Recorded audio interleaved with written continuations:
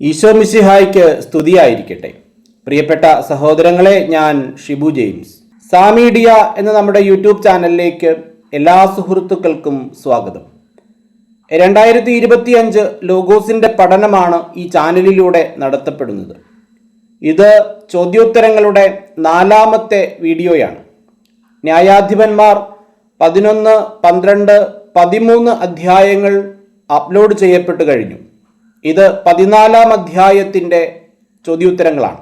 ഒന്നാമത്തെ ചോദ്യം, ന്യായാധിപന്മാർ 14ാം അധ്യായത്തിൽ എത്ര വാക്യങ്ങളുണ്ട്?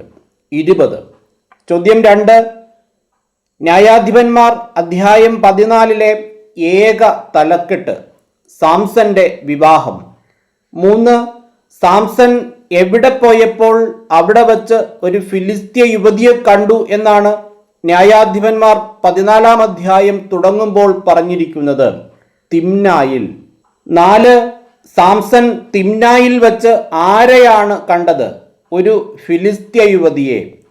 5, അവൻ അതായത് സാംസൺ തിരിച്ചു വന്ന് മാതാപിതാക്കന്മാരോട് എന്താണ് പറഞ്ഞത്? തിമ്നായിൽ ഞാനൊരു ഫിലിസ്ത്യ യുവതിയെ കണ്ടുമുട്ടി, അവളെ എനിക്ക് വിവാഹം ചെയ്തു തരണം. 6, തിമ്നായിൽ ഞാനൊരു ഫിലിസ്ത്യ യുവതിയെ കണ്ടുമുട്ടി, അവളെ എനിക്ക് വിവാഹം ചെയ്തു തരണം. ആരോട് പറഞ്ഞു? സാംസൺ മാതാപിതാക്കന്മാരോട്.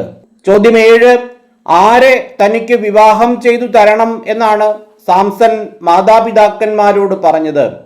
തിമ്നായിൽ ഞാനൊരു ഫിലിസ്ത്യ യുവതിയെ കണ്ടുമുട്ടി, അവളെ. 8, തിമ്നായിൽ ഞാനൊരു ഫിലിസ്ത്യ യുവതിയെ കണ്ടുമുട്ടി, അവളെ എനിക്ക് വിവാഹം ചെയ്തു തരണം എന്ന് സാംസൺ മാതാപിതാക്കന്മാരോട് പറഞ്ഞപ്പോൾ അവർ എന്താണ് പറഞ്ഞത്? നിന്റെ ബന്ധുക്കളിലോ നമ്മുടെ ജനത്തിലോ സ്ത്രീകളില്ലാഞ്ഞിട്ടാണോ നീ അപരിച്ഛേദിതരായ ഫിലിസ്ത്യരുടെ ഇടയിൽ ഭാര്യയെ അന്വേഷിക്കുന്നത്? 9, നിന്റെ ബന്ധുക്കളിലോ നമ്മുടെ ജനത്തിലോ സ്ത്രീകളില്ലാഞ്ഞിട്ടാണോ നീ അപരിച്ഛേദിതരായ ഫിലിസ്ത്യരുടെ ഇടയിൽ ഭാര്യയെ അന്വേഷിക്കുന്നത് എന്ന് ചോദിച്ച മാതാപിതാക്കന്മാരോട് സാംസൺ പറഞ്ഞ മറുപടി എന്ത്? അവളെ എനിക്ക് തരിക, അവളെ എനിക്ക് ഇഷ്ടപ്പെട്ടു. 10ാമത്തെ ചോദ്യം, നിന്റെ ബന്ധുക്കളിലോ നമ്മുടെ ജനത്തിലോ സ്ത്രീകളില്ലാഞ്ഞിട്ടാണോ നീ ഡാഷ് ഇടയിൽ ഭാര്യയെ അന്വേഷിക്കുന്നത്? ന്യായാധിപന്മാർ 14:3 പ്രകാരം പൂരിപ്പിക്കുക. അപരിച്ഛേദിതരായ ഫിലിസ്ത്യരുടെ. 11, നിന്റെ ബന്ധുക്കളിലോ നമ്മുടെ ജനത്തിലോ ആരില്ലാഞ്ഞിട്ടാണോ നീ അപരിച്ഛേദിതരായ ഫിലിസ്ത്യരുടെ ഇടയിൽ ഭാര്യയെ അന്വേഷിക്കുന്നത് എന്നാണ് സാംസന്റെ മാതാപിതാക്കൾ അവനോട് ചോദിച്ചത്? സ്ത്രീകളില്ലാഞ്ഞിട്ടാണോ? 12, സാംസൺ ഫിലിസ്ത്യരുടെ ഇടയിൽ ഭാര്യയെ അന്വേഷിച്ചത് ആരുടെ ഹിതമായിരുന്നു? കർത്താവിൻ്റെ. 13, അത് കർത്താവിൻ്റെ ഹിതമാണെന്ന് മാതാപിതാക്കന്മാർ മനസ്സിലാക്കിയില്ല. ഏത്? ഫിലിസ്ത്യരുടെ ഇടയിൽ ഭാര്യയെ അന്വേഷിക്കുന്നത്. 14, അത് കർത്താവിൻ്റെ ഹിതമാണെന്ന് ആരാണ് മനസ്സിലാക്കാതിരുന്നത്? മാതാപിതാക്കന്മാർ. 15, അവിടുന്ന് ഫിലിസ്ത്യർക്കെതിരായി ഒരവസരം പാർത്തിരിക്കുകയായിരുന്നു. ആര്? കർത്താവ്. 16, അക്കാലത്ത് ആരാണ് ഇസ്രായേലിന്റെ മേൽ ആധിപത്യം പുലർത്തിയിരുന്നത്? ഫിലിസ്ത്യർ. 17, ഫിലിസ്ത്യർ ആരുടെ മേലാണ് ആധിപത്യം പുലർത്തിയിരുന്നത്? ഇസ്രായേലിന്റെ. 18, അവിടുന്ന് ഫിലിസ്ത്യർക്കെതിരായി ഡാഷ് പാർത്തിരിക്കുകയായിരുന്നു. ന്യായാധിപന്മാർ 14:4 പ്രകാരം പൂരിപ്പിക്കുക. ഒരവസരം. 19, സാംസൺ മാതാപിതാക്കന്മാരോട് കൂടെ എവിടേക്ക് പോയി? തിമ്നായിലേക്ക് പോയി. 20, തിമ്നായിൽ ഒരു മുന്തിരിത്തോപ്പിലെത്തിയപ്പോൾ ആരാണ് സാംസന്റെ നേരെ അലറി വന്നത്? ഒരു സിംഹക്കുട്ടി. 21, കർത്താവിൻ്റെ ആത്മാവ് അവനിൽ ശക്തമായി ആവസിച്ചു. ആരിൽ? സാംസനിൽ. 22, സാംസൺ എന്തുകൂടാതെ ആട്ടിൻകുട്ടിയെ എന്ന പോലെ സിംഹത്തെ ചീന്തിക്കളഞ്ഞു, ആയുധം കൂടാതെ. 23, എന്നാൽ സാംസൺ മാതാപിതാക്കന്മാരെ അക്കാര്യം അറിയിച്ചില്ല. ഏതു കാര്യം? താൻ സിംഹത്തെ ആയുധം കൂടാതെ ആട്ടിൻകുട്ടിയെ എന്ന പോലെ ചീന്തിക്കളഞ്ഞ കാര്യം. 24 എന്തുകൊണ്ടാണ് സാംസൺ സിംഹത്തെ ആയുധം കൂടാതെ ആട്ടിൻകുട്ടിയെ എന്ന പോലെ ചീന്തിക്കളയാൻ സാധിച്ചത്? കർത്താവിൻ്റെ ആത്മാവ് അവനിൽ ശക്തമായി ആവസിച്ചതിനാൽ. 25 കർത്താവിൻ്റെ ആത്മാവ് അവനിൽ ശക്തമായി ആവസിച്ചു. ആയുധം കൂടാതെ എന്ത് എന്ന പോലെ അവൻ സിംഹത്തെ ചീന്തിക്കളഞ്ഞു, ആട്ടിൻകുട്ടിയെ എന്ന പോലെ. 26 സാംസൺ ആരോട് സംസാരിച്ചു എന്നാണ് ന്യായാധിപന്മാർ 14:7 പറഞ്ഞിരിക്കുന്നത്? ആ സ്ത്രീയോട്. 27 സാംസൺ ആ സ്ത്രീയോട് സംസാരിച്ചു. തുടർന്ന് പറഞ്ഞിരിക്കുന്നത് എന്ത്? അവന് അവളെ വളരെ ഇഷ്ടപ്പെട്ടു. 28 എപ്പോഴാണ് അവളെ കൂട്ടിക്കൊണ്ടു പോകാൻ അവൻ, അതായത് സാംസൺ വന്നത്? കുറച്ചുനാൾ കഴിഞ്ഞ്.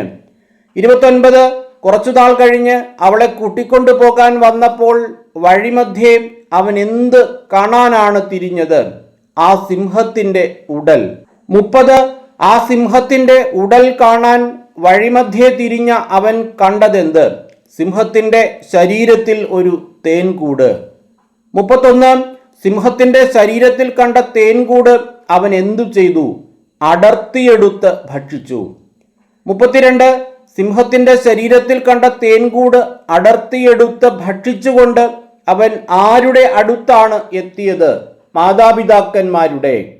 33 സാംസൺ സിംഹത്തിന്റെ ശരീരത്തിൽ കണ്ട തേൻകൂട് അടർത്തിയെടുത്ത് ഭക്ഷിച്ചുകൊണ്ട് മാതാപിതാക്കന്മാരുടെ അടുത്തെത്തി ചെയ്തതെന്ത്? അവർക്കും കൊടുത്തു. 34 സാംസൺ മാതാപിതാക്കന്മാർക്കും തേൻകൂട് കൊടുത്തപ്പോൾ അവർ ചെയ്തതെന്ത്? അവരും ഭക്ഷിച്ചു. 35 സാംസൺ മാതാപിതാക്കന്മാർക്കും തേൻകൂട് കൊടുത്തപ്പോൾ അവരും ഭക്ഷിച്ചു. എന്നാൽ അവരോട് അവൻ പറയാതിരുന്നത് എന്ത്? ചത്ത സിംഹത്തിന്റെ ഉടലിൽ നിന്നാണ് തേനെടുത്തതെന്ന്. 36 ആരാണ് യുവതിയുടെ വീട്ടിലേക്ക് പോയത്? സാംസന്റെ പിതാവ് മനോവ. 37 സാംസൺ അവിടെ ഒരു വിരുന്നു നടത്തി. എവിടെ? യുവതിയുടെ വീട്ടിൽ. 38 യുവാക്കന്മാർ അങ്ങനെ ചെയ്യുക പതിവായിരുന്നു എന്ന് ന്യായാധിപന്മാർ 14:10 പറഞ്ഞിരിക്കുന്നത് എന്തിനെക്കുറിച്ചാണ്? യുവതിയുടെ വീട്ടിൽ വിരുന്നു നടത്തുന്നതിനെ കുറിച്ച്. 39 അവനെ കണ്ടപ്പോൾ അവിടത്തുകാർ 30 പേരെ അവന് തോഴരായി കൊടുത്തു. ആരെ കണ്ടപ്പോൾ എവിടത്തുകാർ? സാംസനെ കണ്ടപ്പോൾ തിമ്നാക്കാർ. സാംസനെ കണ്ടപ്പോൾ തിമ്നായിലുള്ള ആളുകൾ അവന് 30 പേരെ തോഴരായി കൊടുത്തു. അവനെ, അതായത് സാംസനെ കണ്ടപ്പോൾ അവിടുത്തുകാർ എത്ര പേരെയാണ് അവന് തോഴരായി കൊടുത്തത്? 30 പേരെ. 41 തിമ്നാക്കാർ സാംസന് തോഴരായി കൊടുത്തവരോട് അവൻ എന്താണ് പറഞ്ഞത്? ഞാൻ നിങ്ങളോട് ഒരു കടങ്കഥ പറയാം. വിരുന്നിന്റെ 7 ദിവസത്തിനകം ഉത്തരം പറഞ്ഞാൽ ഓരോ ചണവസ്ത്രവും വിശേഷ വസ്ത്രവും തരാം. 42 ഞാൻ നിങ്ങളോട് എന്തു പറയാമെന്നാണ് സാംസൺ തനിക്ക് തോഴരായി കൊടുത്തവരോട് പറഞ്ഞത്? ഒരു കടങ്കഥ. 43 എത്ര ദിവസത്തിനകം ഉത്തരം പറഞ്ഞാൽ ഓരോ ചണവസ്ത്രവും വിശേഷ വസ്ത്രവും തരാമെന്നാണ് സാംസൺ തോഴരോട് പറഞ്ഞത്? വിരുന്നിന്റെ 7 ദിവസത്തിനകം. 44 വിരുന്നിന്റെ 7 ദിവസത്തിനകം കടങ്കഥയുടെ ഉത്തരം പറഞ്ഞാൽ എന്തെല്ലാം നൽകാമെന്നാണ് സാംസൺ തോഴരോട് പറഞ്ഞത്? ഓരോ ചണവസ്ത്രവും വിശേഷ വസ്ത്രവും. 45 കടങ്കഥയുടെ ഉത്തരം പറയാൻ സാധിക്കാതെ വന്നാൽ നിങ്ങൾ എനിക്ക് എന്തു തരണം എന്നാണ് സാംസൺ തോഴരോട് പറഞ്ഞത്? 30 ചണവസ്ത്രവും അത്രയും വിശേഷ വസ്ത്രവും. 46 ഉത്തരം പറയാൻ സാധിക്കാതെ വന്നാൽ നിങ്ങൾ 30 ചണവസ്ത്രവും അത്രയും വിശേഷ വസ്ത്രവും എനിക്ക് തരണമെന്ന് സാംസൺ തോഴരോട് പറഞ്ഞപ്പോൾ അവർ പറഞ്ഞതെന്ത്? നിന്റെ കടങ്കഥ കേൾക്കട്ടെ. 47 തിമ്നാക്കാർ സാംസന് തോഴരായി കൊടുത്തവരോട് അവൻ പറഞ്ഞ കടങ്കഥ എന്ത്? ഭോക്താവിൽ നിന്ന് ഭോജനവും മല്ലനിൽ നിന്ന് മാധുര്യവും പുറപ്പെട്ടു. 48 നിന്റെ കടങ്കഥ കേൾക്കട്ടെ എന്ന് തോഴർ പറഞ്ഞപ്പോൾ സാംസൺ പറഞ്ഞതെന്ത്? ഭോക്താവിൽ നിന്ന് ഭോജനവും മല്ലനിൽ നിന്ന് മാധുര്യവും പുറപ്പെട്ടു. 49 ആരിൽ നിന്നാണ് ഭോജനം പുറപ്പെട്ടത്? ഭോക്താവിൽ നിന്ന്. 50 മല്ലനിൽ നിന്ന് പുറപ്പെട്ടതെന്ത്? മാധുര്യം. 51 എത്ര ദിവസമായിട്ടും കടങ്കഥയുടെ പൊരുൾ അവർക്ക് പിടികിട്ടിയില്ല എന്നാണ് ന്യായാധിപന്മാർ 14:14 പറഞ്ഞിരിക്കുന്നത്. 3 ദിവസമായിട്ടും. 52 4-ാം ദിവസം അവർ സാംസന്റെ ഭാര്യയോട് പറഞ്ഞത് എന്തെല്ലാം? നിന്റെ ഭർത്താവിനെ വശീകരിച്ച് കടങ്കഥയുടെ പൊരുൾ അറിഞ്ഞ് ഞങ്ങളോട് പറയുക, അല്ലെങ്കിൽ ഞങ്ങൾ നിന്നെ കുടുംബത്തോടെ ചുട്ടരിക്കും. ദരിദ്രരാക്കാനാണോ നിങ്ങൾ ഞങ്ങളെ ക്ഷണിച്ചു വരുത്തിയത്? 53 എങ്ങനെ കടങ്കഥയുടെ പൊരുൾ അറിയുക എന്നാണ് അവർ സാംസന്റെ ഭാര്യയോട് പറഞ്ഞത്? നിന്റെ ഭർത്താവിനെ വശീകരിച്ച്. നിന്റെ ഭർത്താവിനെ വശീകരിച്ച് കടങ്കഥയുടെ പൊരുൾ അറിഞ്ഞ് ഞങ്ങളോട് പറയുക, അല്ലെങ്കിൽ ഞങ്ങൾ നിന്നെ എന്തു ചെയ്യും എന്നാണ് സാംസന്റെ ഭാര്യയോട് അവർ പറഞ്ഞത്. നിന്നെ കുടുംബത്തോടെ ചുട്ടരിക്കും. 55 ഞങ്ങൾ നിന്നെ കുടുംബത്തോടെ ചുട്ടരിക്കും. എന്തിനാണോ നിങ്ങൾ ഞങ്ങളെ ക്ഷണിച്ചു വരുത്തിയത് എന്നാണ് അവർ തുടർന്ന് സാംസന്റെ ഭാര്യയോട് ചോദിക്കുന്നത്. ദരിദ്രരാക്കാനാണോ? 56 സാംസന്റെ ഭാര്യ അവന്റെ മുമ്പിൽ കരഞ്ഞുകൊണ്ട് പറഞ്ഞതെന്തെല്ലാം? നിനക്കെന്നോട് വെറുപ്പാണ്, എന്നെ സ്നേഹിക്കുന്നില്ല. എൻ്റെ ആളുകളോട് നീ ഒരു കടങ്കഥ പറഞ്ഞിരിക്കുന്നു, എന്നാൽ അതെന്തെന്ന് എന്നോട് പറഞ്ഞിട്ടുമില്ല. 57 നിനക്കെന്നോട് വെറുപ്പാണ്, എന്നെ സ്നേഹിക്കുന്നുമില്ല. എൻ്റെ ആളുകളോട് നീ ഒരു കടങ്കഥ പറഞ്ഞിരിക്കുന്നു, എന്നാൽ അതെന്തെന്ന് എന്നോട് പറഞ്ഞിട്ടുമില്ല. സാംസന്റെ ഭാര്യ ഇത് അവനോട് പറഞ്ഞത് എപ്രകാരം? അവന്റെ മുമ്പിൽ കരഞ്ഞുകൊണ്ട്.